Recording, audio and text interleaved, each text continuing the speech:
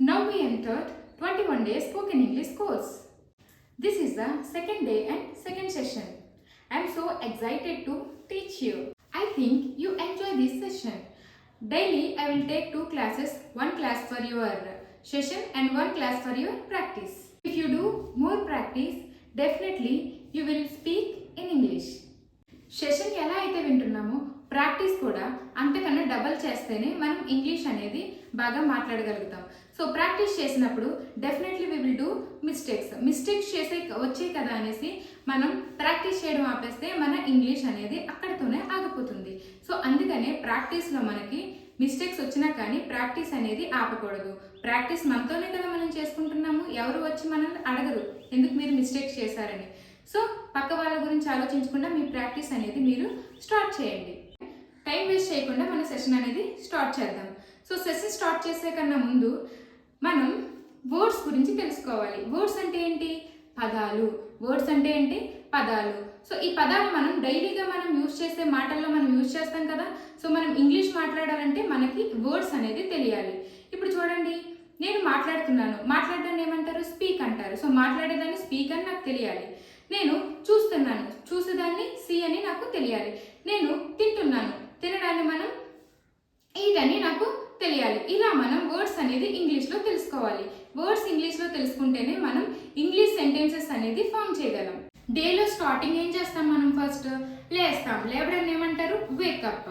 V1 wake up, V2 woke up, V3 woken up. Next లేచిన తర్వాత ఏం చేస్తాము? బ్రష్ చేస్తాము. So brush, brushed, brushed. Next ఏం చేస్తాము? బాత్ చేస్తాము. స్నానం చేస్తాం కదా, స్నానం చేయడాన్ని ఏమంటారు? బాత్.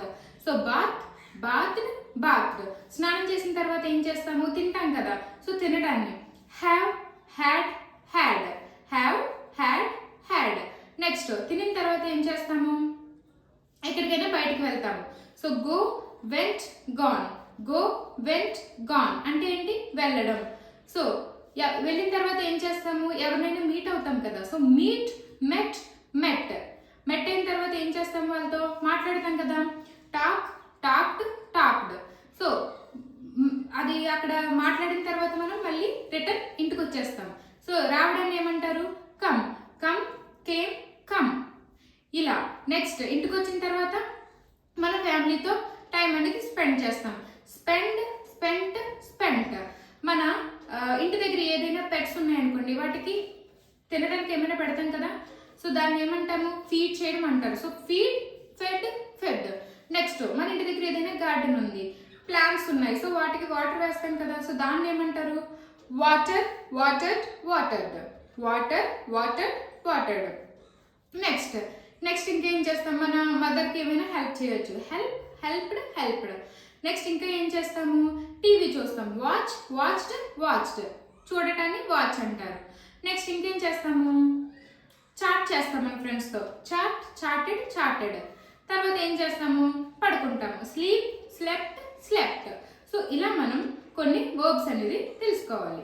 ఈరోజు మనం సింపుల్ పాస్ట్ గురించి తెలుసుకుందాం. సింపుల్ పాస్ట్, అసలు పాస్ట్ అంటే ఏంటి? పాస్ట్ అంటే గతం అని అర్థం వస్తుంది. గతం అంటే ఏంటి? ఏదైనా పని జరిగిపోయి ఉంటే, అంటే జరిగిపోయిన విషయాలన్నీ కూడా మనం పాస్ట్ లో చెప్పుకుంటాం. సో పాస్ట్ అంటే ఏంటి? గతం అని అర్థం వస్తుంది. అయితే ఈ గతంలో మనం యూజ్ చేసే వర్బ్ ఏంటి? V2.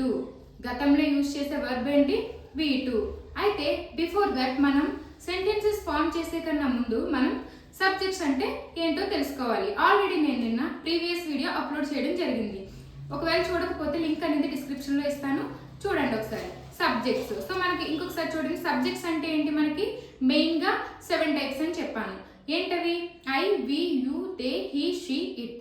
I, we, you, they, he, she, it. Subjects యొక్క 7 సబ్జెక్ట్స్ యొక్క మీనింగ్ ఏంటో ఇంకొకసారి చూద్దాం. I అంటే ఏంటి? నేను లేదా నాకు. యు అంటే ఏంటి? నువ్వు లేదా మీరు. వి అంటే ఏంటి? మేము లేదా మనము. దే అంటే ఏంటి? వారు లేదా వాళ్ళు. హీ అంటే ఏంటి? అతను. షీ అంటే ఏంటి? ఆమె. ఇట్ అంటే ఏంటి? ఇది లేదా అది. ఇవి మనకి 7 టైప్స్ ఆఫ్ సబ్జెక్ట్స్. ఇప్పుడు మనం సెంటెన్స్ ఎలా ఫ్రేమ్ చేయాలి?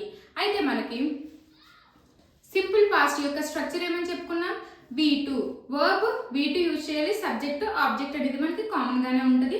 తెలుసు. సో అయితే ఇప్పుడు మనం ఫస్ట్ పాజిటివ్ సెంటెన్సెస్ అనేది చూద్దాం. ఫస్ట్ ఏం చూద్దాం? Positive sentences.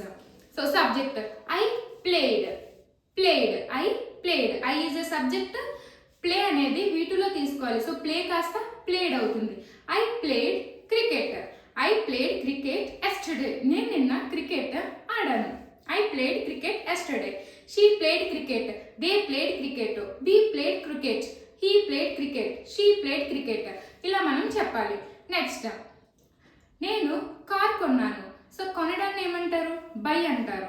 V1లో అయితే బై అంటారు. V2లో బాట్. V3లో bat.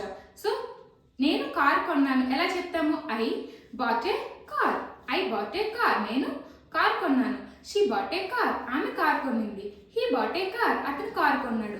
They bought a car. వాళ్ళు కార్ కొన్నారు.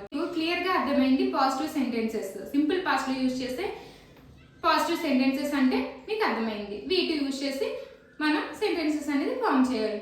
నెక్స్ట్ వచ్చేసి నెగిటివ్ స్ట్రక్చర్. నెగిటివ్లో ఎలా యూజ్ చేస్తాము? మనం సింపుల్ పాస్ట్ లో యూజ్ చేయాల్సిన వెర్బ్ ఏంటని చెప్పాను? V2 అని చెప్పాను. అయితే నెగిటివ్ స్ట్రక్చర్ చూడండి. Did not plus V1. Did not ని మనం డింట్ అని చదవండి. So did not plus V1. ఎలా చెప్తాను ఇప్పుడు నెగిటివ్ స్ట్రక్చర్? నేను కారు కొన్నాను.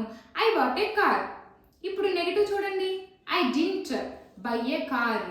అయితే మీకు ఒక డౌట్ రావాలి, మేడం మీరు సింపుల్ పాస్ట్ లో V2 వర్బ్ కదా తీసుకోమని చెప్పారు, మరి ఇక్కడ V1 ఎందుకు పెట్టారు? అయితే ఇక్కడ డిడ్ చూడండి. Do, did, done. ఇక్కడ డిడ్ అనేది V2 ఫామ్ లో ఉంది కాబట్టి డిడ్ ఎప్పుడు మనకు కనిపించినా కూడా పక్కనే V1 నే యూజ్ చేయాలి.